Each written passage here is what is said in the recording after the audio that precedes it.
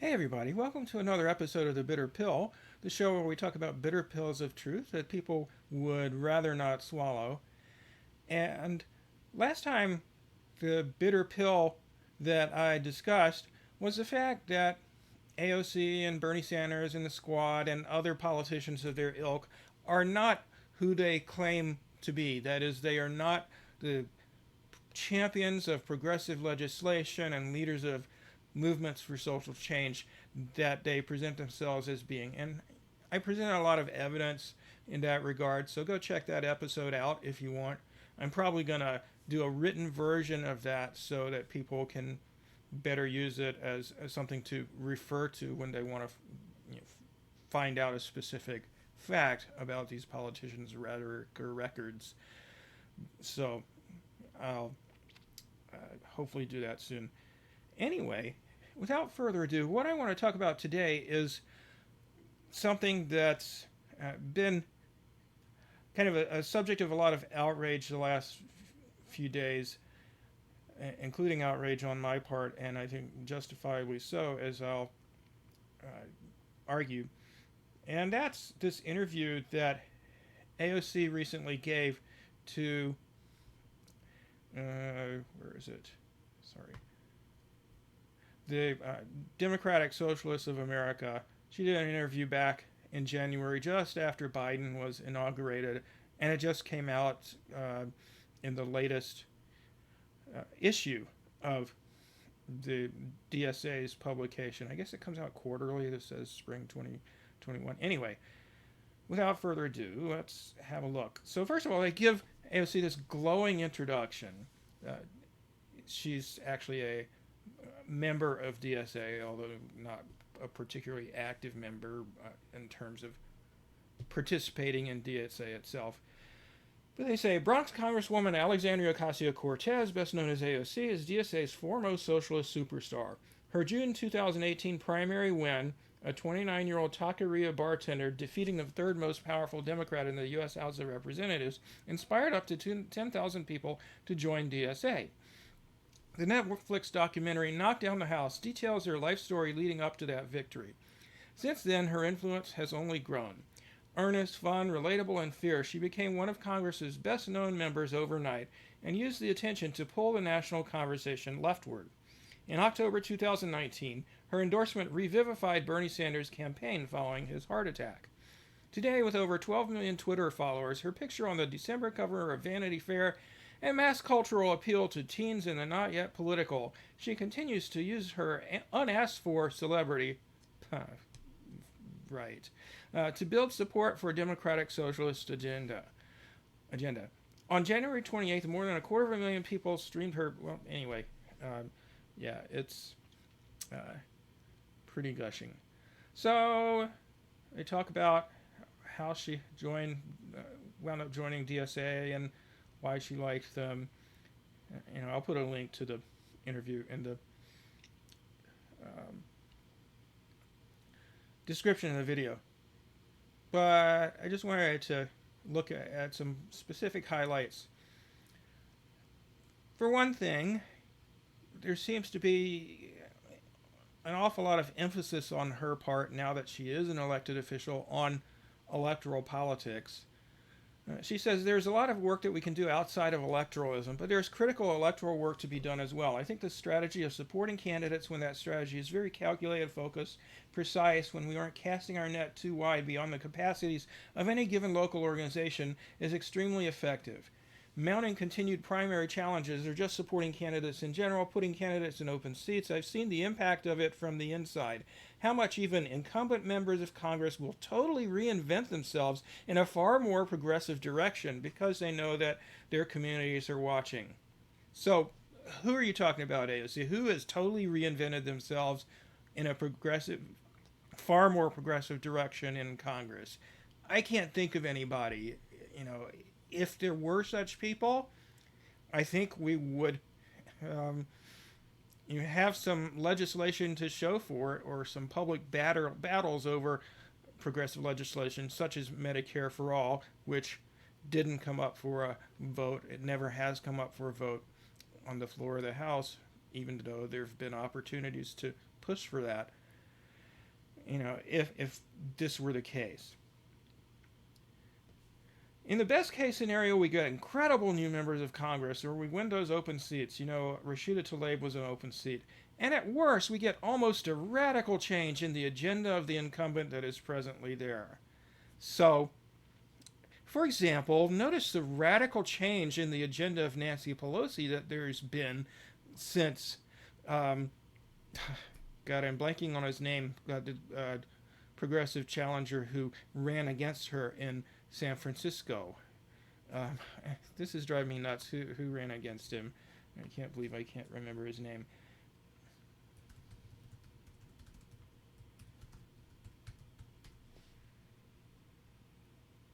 Shahid Buttar. I'm sorry, Shahid.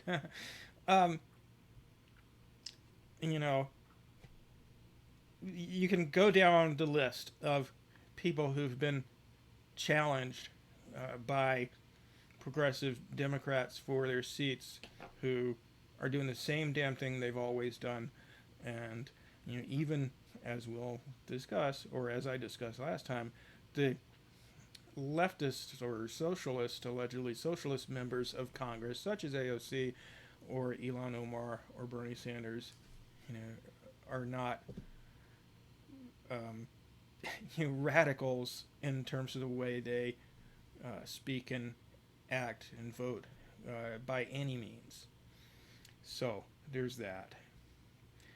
Okay, now here's the part that I wanted to focus on. This is the part that really made a lot of people mad, including me. So the interviewer asked AOC, "Some on the left have looked at Biden's record and his differences with the Bernie wing of the party, and they conclude that no progress is going to come out of the Biden administration. What's your view?" So she says, "Well, I think it's a really privileged critique. We're going to have to focus on solidarity with one another, developing our senses for good faith critique and bad faith critique, because bad faith critique can destroy everything that we've built so swiftly." So she's saying that it's privileged and in bad faith to conclude that no progress is going to come out of the Biden administration, which, hardly anybody literally says that. But even if they do, is that bad faith or privilege? We'll talk about that. Anyway, to continue, we do not have the time or the luxury to entertain bad faith actors in our movement. But we also have to value our solidarity with one another. For anyone who brings that up, we really have to ask ourselves, what is the message that you are sending to your black and brown and undocumented members of your community, to your friends, when you say nothing has changed? So notice how she's assuming that people who are saying nothing will change with Biden, or nothing will fundamentally change, as Biden himself said to a group of wealthy donors during the campaign. She's assuming that the people who are saying such things are white. Interesting. When you say nothing has changed, you are calling the people who are now protected from deportation no one. And we cannot allow for that in our movement. That's not a movement that I want to be a part of. And I know that's not the movement that we are a part of. We're so susceptible to cynicism, and that cynicism, that weaponization of cynicism, is what has and what continues to threaten to tear down everything that we have spent so much time building up. What exactly have you built up, AOC? I'm wondering, what exactly is this that you've built up? Do we have a living wage now? Do we have universal health care? Do we have lots of students getting out from under mountains of student loan debt? Or former students? What is this stuff that you've spent so much time building up? I just don't see it. So she says, "We're allowed to win too, by the way." Haha. And the interviewer responds, "I prefer winning, actually. Millions of people are excited about you being in Congress and rooting for your success. But at the same time, no other figure has been targeted by the Fox News crowd quite like you have. Why do you think they have worked to make you such a bogeyman for the right wing? And what's it like to be on the receiving end of that?" So basically, the interviewer doesn't challenge her at all and just changes subject to, now we're going to focus on the big bad Republicans. And nowhere in this entire interview, again, you can read it for yourself, I'll put the link in the description of the video, nowhere in this entire interview do either AOC or the interviewer discussed the corruption of the Democratic Party. So, a little farther down, um, the guy asks her, um, what are the specific things that you've been able to get changed during your 2+ years in office? And basically, I'll just read it. Well, for me, I'm already thinking about this term so far, things that aren't in the video but have already been early wins. And by the way, this just speaks to talking about how nothing will change. We've already had really two very significant wins. One non-electoral, which was the Hunts Point produce workers. Well, guess what, AOC? If it's not as a result of electoral politics, you don't get to claim credit for it. Being able to support them in securing wage increases and protecting their health care and their strike efforts. So this was a strike by Teamsters workers at a wholesale produce market in the Bronx in AOC's district. And AOC skipped a presidential inauguration to join them on the picket line, which, of course, must be the reason why they won raises of $1.85, which it doesn't sound like much, but in any case, the reason I bring this up, AOC continues, is because I do not believe that they would have had the structural and community support they were able to generate if we hadn't been building momentum on both electoral wins and non-electoral wins. If Joe Biden, that famous champion of labor rights, didn't win the presidency, that would have been a harder strike. And the other win was being able to secure $2 billion for FEMA reimbursements for funeral expenses. Okay, so guess what? If you die from COVID, you're so lucky that your family will get reimbursed for your funeral expenses. Never mind giving people universal health care or a living wage so they won't be bankrupted by health care expenses or anything like that. Okay. And she goes on about that. Okay. Well, I mean, you can read the interview for yourself. That's mainly what I wanted to highlight here. And there's an article on the World Socialist website written by Eric London about this interview, and people have had mixed reactions to this article. Let me just read you a few highlights from this, and you can draw your own conclusions. So he says, on March 19th, the Democratic Socialists of America's magazine, Democratic Left, published an interview with AOC in which the Democratic Congresswoman and DSA member combines the most lavish praise for the Democratic Party with vicious denunciations of socialism. Well, specifically what she denounced were people who said, leftists who said nothing of any significance or no was going to change in the Biden administration, or no progress is going to come out of the Biden administration. Nothing is going to fundamentally change, to put it in Joe Biden's terms. In the interview, Ocasio-Cortez presents the Democratic Party as having been completely transformed into a working-class party. Well, she didn't quite say that, but she did say, as he goes on to say, she didn't say anything about the Biden administration, but incumbent Democrats in Congress are, quote, totally reinventing themselves in a far more progressive direction. Pressure from the left has forced, quote, almost a radical change among entrenched Democratic leaders.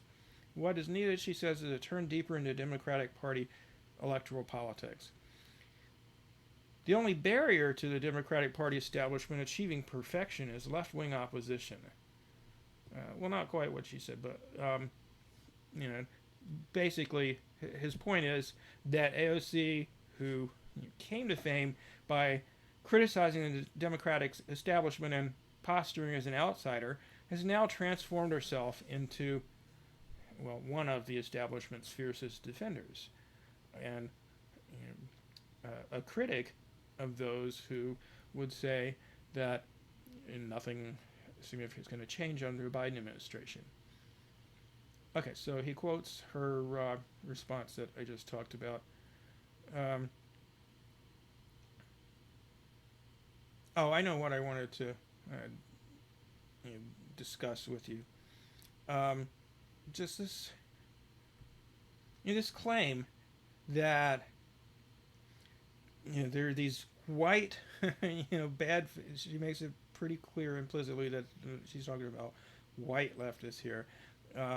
Bad faith actors, privileged white bad faith actors who are sending a negative message to black and brown and undocumented members of their community when they say no progress is going to come out of the Biden administration, or more accurately, what most people would say on the left who are not on board with the Biden administration is nothing particularly fundamental is going to change. So, definitely using identity politics there to try and gaslight us about criticism of Democrats, or rather of Biden. So,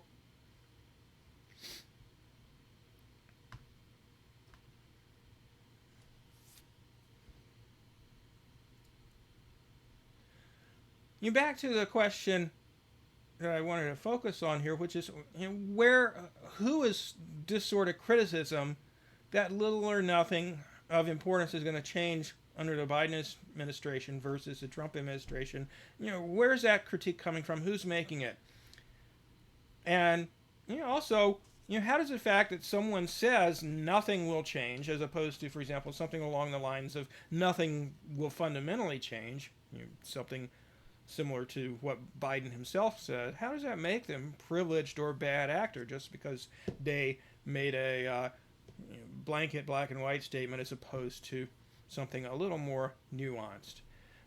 Maybe people who are saying such things are so angry that they're not interested in nuance because from their perspective, nothing of importance to them or people they care about, which could include a lot of people, is going to be likely to change under the Biden administration. So, for example, are the people of Syria, where the U.S. is still militarily occupying oil-rich regions of the country and agricultural areas, bombing the country, as Biden did last month, imposing draconian sanctions that are making it hard for people to access food and other necessities, and leaving the Syrian economy in shambles. If they make such a statement about Biden, that basically he's the same as Trump as far as we're concerned, are they privileged? Are they bad faith actors? These people in this country, that's been languishing under the boot of U.S. imperialism for over 10 years, well, more than that, but over 10 years since the Civil War started, are they bad faith actors? Are they privileged? Fuck no. What about the people in Afghanistan, where, it sounds like Biden is going to renege on the agreement that Donald Trump made with the Afghan government to withdraw troops from Afghanistan, to withdraw U.S. troops by May 1st. In his press conference the other day, Biden very much sounded like, he's not going to honor that deadline, and he wouldn't give a specific date. He wouldn't make a commitment to a specific date by which U.S. troops will be out of Afghanistan. He just said, well, he agreed with the interviewer that, the member of the press who asked him the question, that it would be within the next year. So we'll see. What about in Ecuador, where the U.S. is trying to undermine the election and install a U.S. puppet when, quite obviously, the left-leaning populist candidate, socialist-oriented candidate, won the first round of the elections? What about them? Are they privileged if they say, basically Biden is going to try to do the same thing and undermine their elections that Trump did?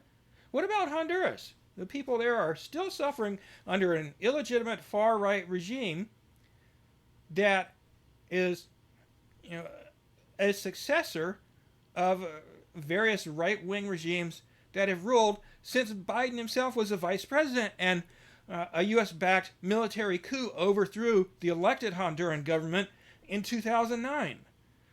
So if the people of Honduras, who have been suffering under this far-right dictatorship that came about with U.S. support in 2009, 12 years ago, are they privileged? Are they acting in bad faith if they say, I don't expect things here to change because Biden instead of Trump is in power? Really? What about the 30 plus million people in the United States who, prior to the pandemic, were uninsured? People like me. I haven't been able to afford health insurance in over 10 years. Am I privileged?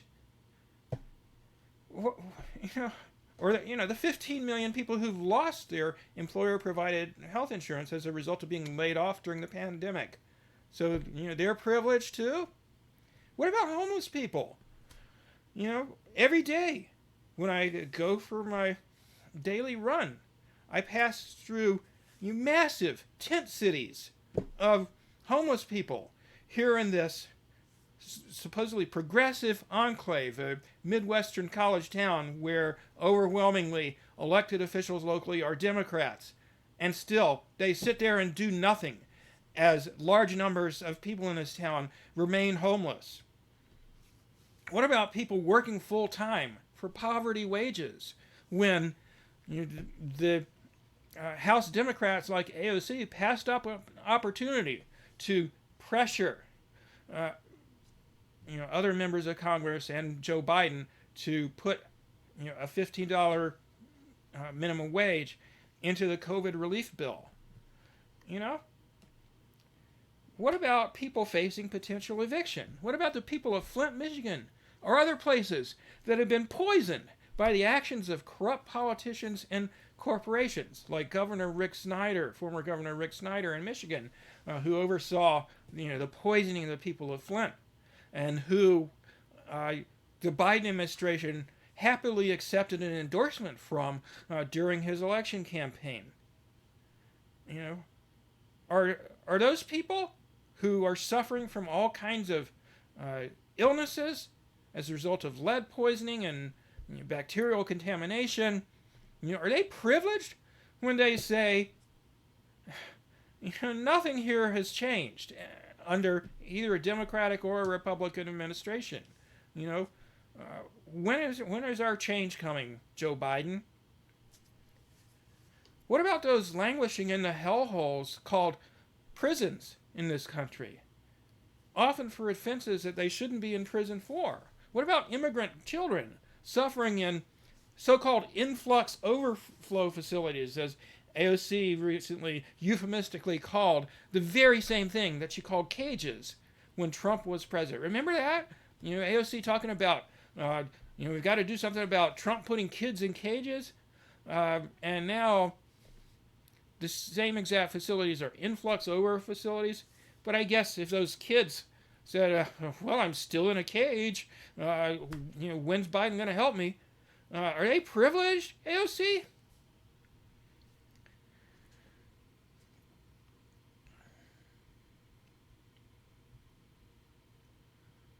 Let's look at some empirical evidence about who these so-called privileged people are. Glenn Greenwald wrote an article about a year ago about, probably the most privileged people you could think of, people who don't vote. A common accusation during the 2020 election campaign was that if you didn't vote for Biden to get rid of Trump, whether it be because you didn't vote at all or because you voted for a third-party candidate, then you were privileged. You're probably a privileged, affluent white person, probably a white man. That was a claim. But as the evidence that Glenn talked about in this article showed, non-voters are not privileged. They're disproportionately lower income, non-white, and dissatisfied with both the Democrats and the Republicans. And I'm sure you guys remember this. How there was a shaming campaign against anybody who was contemplating abstaining from voting or voting for, say, the Green Party uh, due to dissatisfaction with Biden and Trump.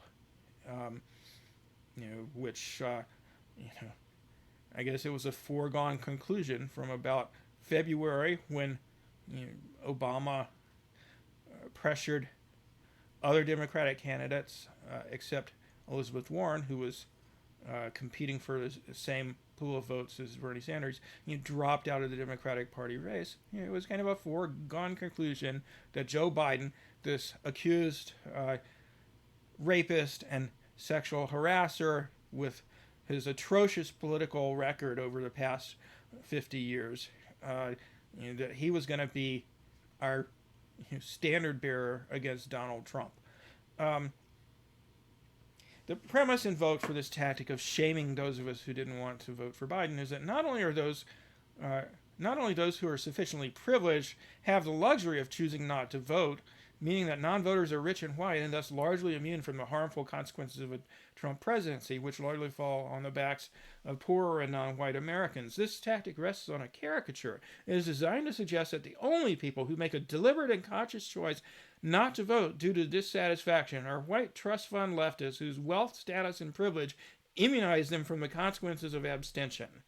By contrast, this You Must Vote campaign insists those who lack such luxuries, poorer voters and racial minorities, understand that voting is imperative. And so he goes on to say, basically they're trying to bully and coerce people into voting by associating non-voting with rich white privilege, or specifically voting Democrat. And also to suppress any recognition of how widespread the dissatisfaction is for both parties in the political system generally among poor and non-white citizens. Because the truth is exactly the opposite. Those who choose not to vote because of dissatisfaction with the choices offered are disproportionately poorer and non-white, while rich white people vote in far larger percentages. And the data on this are overwhelming. The Pew Research Center published a poll of non-voters and voters, and you basically found, and I'll link this article in the description, just an overwhelming gap between the income of voters versus non-voters, as well as their ethnicity. Non-whites made up nearly half of non-voters, but only a quarter of voters. And similarly, 2/3 of the, it was mostly young people, 2/3 of non-voters were under age 50, and more than half of non-voters earn less than $30,000 a year. And let's see, income, looks like 71% of voters made more than $30,000 a year. Okay. Only half as many non-voters, only half as high a percentage of voters were people making under $30,000 a year as non-voters, 28 versus 56%. So, anyway.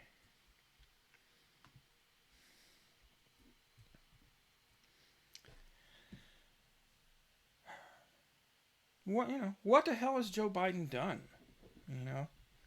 Yeah, I know it's only been 2 months, but what has he done so far, and what could he have done? He promised us a $15 minimum wage. He promised that he would cancel at least $10,000 in student loan debt.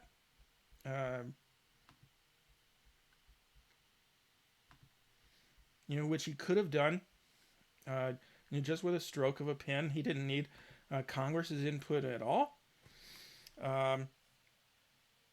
He could have, had Kamala Harris, or Kamala Harris could have, with this recent COVID relief bill, overridden the ruling of the parliamentarian that putting the $15 minimum wage bill in provision in the COVID relief bill was not allowable, that it broke some sort of rule. It didn't, and she could have overridden that and just said, fuck you, parliamentarian, we're going to put the $15 minimum wage in the bill. It could have been in the bill. she could have, if needed, have been the deciding vote on that. But she didn't lift a finger to do that. Neither Biden nor Harris made any public statement in support of the $15 minimum wage being included in the bill. They're just basically, well, we're going to go with what the parliamentarian says. Another campaign promise Biden made was lowering the age of eligibility for Medicare to 60, which notably is a far less ambitious promise than, not that any of this is ambitious, Hillary Clinton's promise to lower the age of eligibility for Medicare to 50 back in the 2016 campaign. Well, I turn 60 in a few months. I don't expect Biden to give me Medicare. I just don't expect that at all. Even if I did get it, I'd be paying far more for far less benefits than I would get if we had a Medicare for all system where the government, being the primary payer of insurance, could negotiate down prices, and we'd have a system where, unlike on Medicare, we wouldn't have significant deductibles, or you wouldn't have insurance that we needed to take out a second policy in order to cover everything that we needed. But we're not even going to get that, I don't think, from Joe Biden.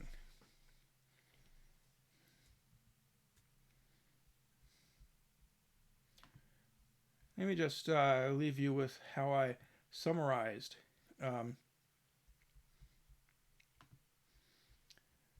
Joe Biden's accomplishments here the other day.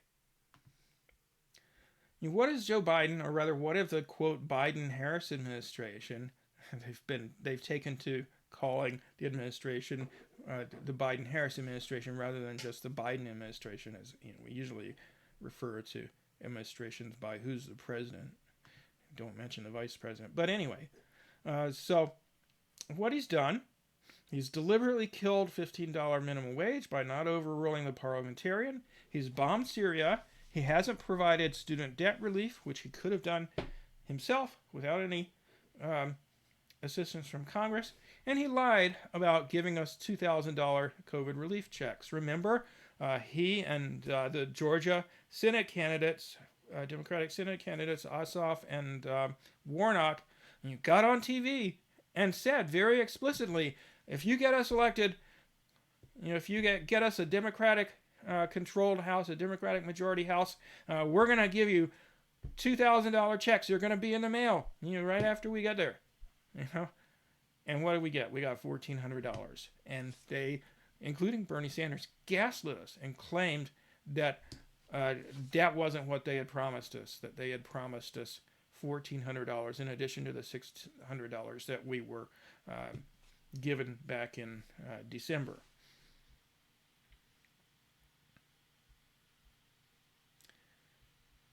Another interesting thing I came across recently, the Biden administration, according to Secretary of State Anthony Blinken, is, quote, deeply concerned that the Bolivian government is holding officials from the previous Bolivian government, which came to power in a U.S.-backed fascist coup, holding them accountable for their crimes. Janine Áñez, former unelected coup president of Bolivia, is in jail for her role in promoting an illegitimate government, and will be on trial for that.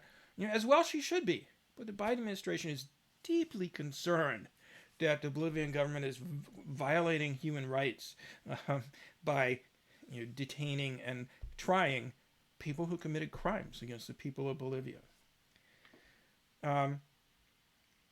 Another quote-unquote accomplishment of the Biden administration is that they're refusing, breaking another campaign promise, if I'm not mistaken, they're refusing to re-enter the Iran nuclear treaty that was agreed to in the Obama administration in 2015, I think, when Biden was vice president. They're refusing to get back into that deal. So, and there's no plans to withdraw troops from Iraq or Syria, where U.S. troops are illegally. As I mentioned earlier, we're not seeing any sign that Joe Biden is going to follow through on Trump's plans to withdraw troops from Afghanistan by May 1st. One genuine accomplishment does come to mind. That's getting back into the Paris Climate Agreement that Trump left. So, okay, there are some differences between Biden and Trump. Whoopee! The Paris Climate Agreement is basically countries agreeing to a level of fossil fuel emissions that's completely inadequate to the challenge presented by climate change. Basically, in most countries, I'm not sure if the U.S. is or not, are already in compliance with that agreement and will continue to exceed the requirements of that agreement. So it's just a worthless piece of paper pretty much at this point. And, again, Biden told a group of wealthy donors that nothing would fundamentally change under a Biden administration. So he's basically said about his own future administration exactly the same thing that AOC is claiming as a bad faith criticism if it's made by leftists. Well, to be quote-unquote fair to AOC, she was responding to a question that was framed as, some on the left have concluded that no progress is going to come out of the Biden administration. So that's what she's claiming is a bad faith and privileged critique.